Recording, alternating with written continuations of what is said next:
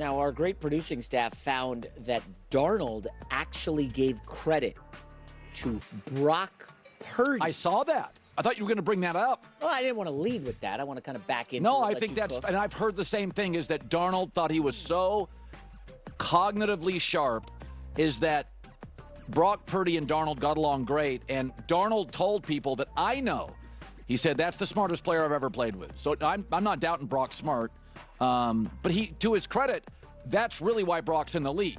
His ability to diagnose a play. We've said this before. Certain guys don't see the field. Zach Wilson of the Jets, Justin Fields. You're like, are they seeing the field? Yet C.J. Stroud and Brock Purdy, first start, you're like, oh, they see everything. Everything's clear to them. It's kind of a negative, but the big knock on like some of these quarterbacks who don't process quickly is they have slow eyes. Yes. I don't know if you've heard that phrase. And like Brock Purdy is the opposite of that. He's like a machine, a robot. And Colin, listen. Jaden Daniels was the greatest example last year. Jaden Daniels. With a bad O-line, it's really amazing. He saw everything instantly. Justin, Zach, a lot of these guys, they just don't see it. Now listen, we're not going to be doing the show in 25 years, but I will personally guarantee the next generation listening, Brock Purdy will be an NFL coach one day. Everything that's come out of San Francisco is he's a leader in the locker room. Yes. He's a super smart X's and O's guy. Yeah. Football family. Like, this guy knows football. I think you missed the 49ers yesterday on your playoff teams. Okay, so I saw this, and I really want to unpack this a little bit more deeply about Brock Purdy processing, et cetera, and what I think is kind of going on in terms of within the NFL and at least some of these more public conversations. Because I made a clip from this talking about Sam Darnold and all that, because I think it's amazing that Sam Darnold was able to credit Brock Purdy. I think that is such maturity and humility from Sam Darnold, and Sam Darnold gets all the, should get a ton of praise for being able to learn from someone younger than him, et cetera, and I unpacked that, but I want to really highlight this whole idea of understanding the game, intelligence, IQ, processing speed, etc. I'm trying to figure out, the best way to kind of thread this needle, because there's some landmines that we have to avoid. And first and foremost, let me say that I know historically, using things like intelligence and stuff was a way to really marginalize and downplay and hold down other quarterbacks. And I totally understand that, and it's obviously bad, and I totally understand that, and that approach and era, it can't be denounced enough. But at the same time, thankfully, we've evolved so far beyond that, that I genuinely do not think that's even remotely a factor in anything in the NFL right now, especially at the quarterback position. I knew when I talked about Shedeur Sanders in one of my videos, people were going to say certain things with regards to that. And it's something that I find so frustrating, because it's like, it then makes people afraid to discuss certain aspects of what it is to be a quarterback, whether it's gameplay, whether it's personality, leading, etc. And then we start to not have actual honest conversations. We get kind of bullied in the corner. And again, I understand what the past was, but thank the heavens, thank the people, thank what you want to thank, but we don't exist in that NFL world anymore. We just don't. We have Patrick Mahomes, Lamar Jackson, Kyler Murray, Jalen Hurts, Dak Prescott. On and on and on, who are making, it's like the most money in the NFL. Like, it's just endless. And so we can have football conversations without drawing these lines that no longer need to exist. And now, it's a little frustrating, because it's almost like dangerous to say Brock Purdy, he's such a great processor, and when you mention someone else who might not be a great processor, it's like, how dare you? And it's seen as so insulting, or potentially even nefarious. And it's a frustrating aspect, because that part of the conversation in terms of trying to just now even evaluate a Brock Purdy, it gets under discussed. A legitimate, concrete strength that Brock Purdy has, that not everybody has, is so under discussed and de-emphasized. And another quarterback who lacks that, we don't want to talk about because we're afraid to. And, just because someone's better at a certain aspect, whether intellectually, whatever it may be, it doesn't mean inferior. When I had a conversation, not exactly about this, but when I was talking about like months ago, I think it was last off season, I mentioned myself with level of intelligence and someone like a Nick Wright, where I was like, dude, like I strongly believe that, because you guys know I make obviously a lot of clips about with Nick Wright and stuff. I was like, I'm pretty confident that Nick Wright probably has a higher IQ than me and is probably more intelligent than me, in terms of if we both had to just like, take a math test or something, like he would most likely beat me. And in no way do I think that I'm inferior to Nick Wright. Like that's not how I live my life. So it's not even an inferior thing. It's just still a factor. It's still a factor.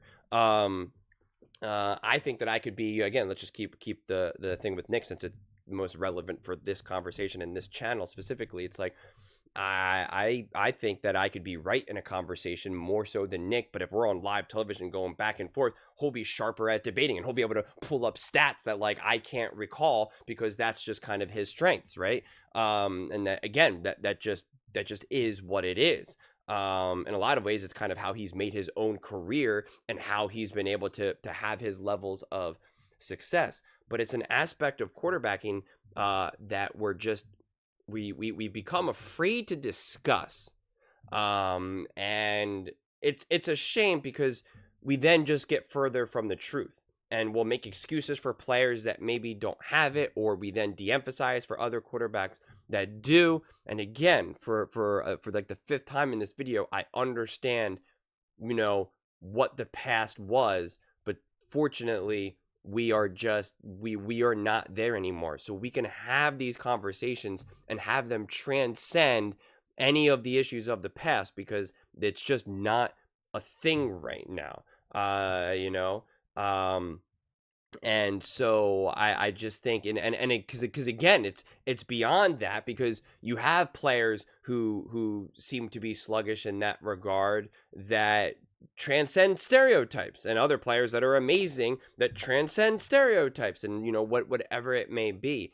But it ultimately does us a disservice when we are too afraid to have conversations because of how certain topics were weaponized in the past. And the answer to that is to not hide it or act like those things don't exist. But I get how how tricky it can be, because even the conversation that I'm trying to have right now, I'm tiptoeing, for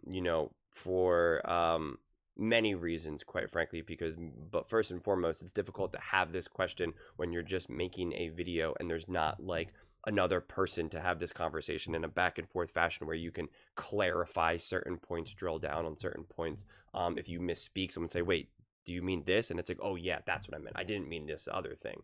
Thanks for bringing that up or something. So it's just, you can slip and fall in any direction. And I actually had this conversation months ago during a live, play-by-play game that I did. I forget what game it was, but it was months ago, obviously at this point. And it was an awesome live conversation with a lot of Baltimore Ravens fans, actually, of all people.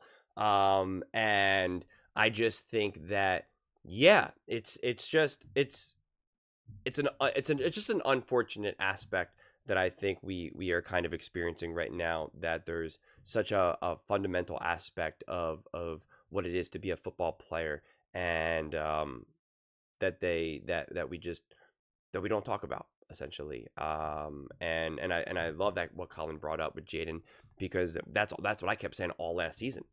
I said, like, Jaden, he reminded me, and I used like a silly example of, I don't really play Madden. The last time I played Madden was, couldn't even tell you when. But so I don't even know if this is how it still works. But like when you get an interception, like it's the game like stops for a second, and then like like the point of view like kind of changes around, because now obviously the defense is essentially going to be on offense. And it's just like that's what it feels like every time Jaden Daniels has the ball. He calls like hike, he has the ball, and it's just this like everything's frozen in time for a second, and you're just like able to scan and process everything in just like lightning quick. Or if it was a movie where they're trying to show how fast someone is, like Flash, or any of the Marvel movies, it's just like everyone else is moving so slowly, and you're able to just kind of look around and process everything so quickly. And again, that aspect is arguably what makes Jaden Daniels as special as he is, more so than his mobility or even his arm, quite frankly. And yet it's kind of used as just kind of like a throwaway. We just kind of like throw it away, and other quarterbacks who struggle at that, we like don't want to talk about it. And it's just like, again, it's not an inferior thing. Like it's okay to say, Brock Purdy is a better processor and more intelligent than Sam Darnold. Patrick Mahomes is a better processor and can operate more quickly than a Lamar Jackson. Josh Allen is a better processor, etc., whatever, than a Justin Fields. Like, we can do that. We can have those conversations and not have it be this insulting, because we don't do it with physicality. We will happily say that Lamar Jackson or Justin Fields or Josh Allen, is more mobile, that, is more physically gifted than Baker Mayfield. We'll happily say that Joe Burrow has a better arm than, Jalen Hurts. And so it's just like, we can talk about everything. Mind, body, heart, and soul, man. Like we can have all these conversations. They can all exist, and we can do so in a way that gets us closer to the truth. That's not putting anyone in a corner, in a box that they need not be. And it also, we're also just talking football. We're just talking football, and it doesn't have to go beyond that at all. One of the smartest people that I know, who's absolutely positively brilliant, he cannot talk and process quickly. Like in terms of him gather, he can never do what I'm doing right now. He can't just rant and talk and go and go and go. Like, he has to talk slow and move slow. So like, I'm processing things faster than him, but he processes way better, way deeper, way more efficient than I ever could, So it's also just, it's just a different experience and a different spectrum. And I just wish we were more comfortable having these conversations, because it's interesting, and it actually does matter in sports. And again, someone like a Brock Purdy, it actually does him a disservice in a way. So yeah, that's my off-season Brock Purdy take. But those are just my thoughts. I'd absolutely love to hear yours. What do you guys all think about Sam Darnold crediting Brock Purdy with unlocking his game, and pretty much the version of special that Brock Purdy can bring, but it's essentially something that in 2025 people appear to be a little bit less comfortable talking about. Let me know in the comments below. I read every single comment, so whether you agree with me or disagree with me, either way, let's get in some discussions, let's get in some fights, but ultimately let's just have some fun. And please do consider subscribing. We are building an amazing community here, and I absolutely love to see you part of it. I want to build something that we all genuinely feel connected to, something that we're really excited to be part of. I think we're well on our way to doing it. And please don't forget to give this video a thumbs up, as it really does help the visibility and the algorithm. Thank you so much, and see you next time.